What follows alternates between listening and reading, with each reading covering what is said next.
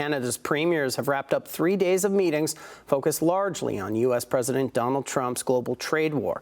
But issues like immigration and bail reform are also hot topics. This as the country's first ministers demonstrated a united front and praised the efforts of Prime Minister Mark Carney. Kelly Botello has more. The premiers who form the Council of the Federation have been full of praise for one another and for Prime Minister Mark Carney, who joined the meeting in Huntsville yesterday for a discussion about trade talks with the U.S. I think it's really important for Canada to get a good deal rather than rushing to take any deal, including one that might harm us in the long term.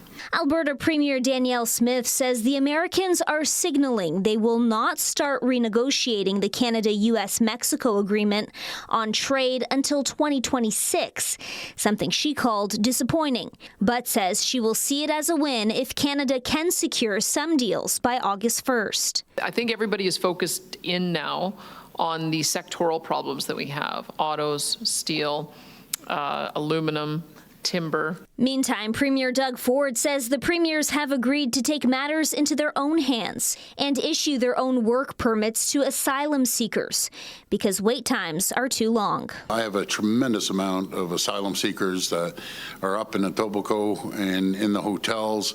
They're healthy, they're willing to work, they're hardworking people, but they're waiting over 2 years. And they're just sucking off the system nonstop, not their fault. Ford also saying today that while Prime Minister Carney is on board to bring on bail reform, he's going to hold him to it. I'd love to see mandatory sentencing, so when someone breaks into your home, puts a gun to your head, terrorizes your neighborhood, doesn't get out on bail after being out on bail for 5 times. But what will actually come from these discussions? With a wide variety of topics covered, political analyst Lori Williams says a lot of groundwork has been laid to tackle issues with a united front.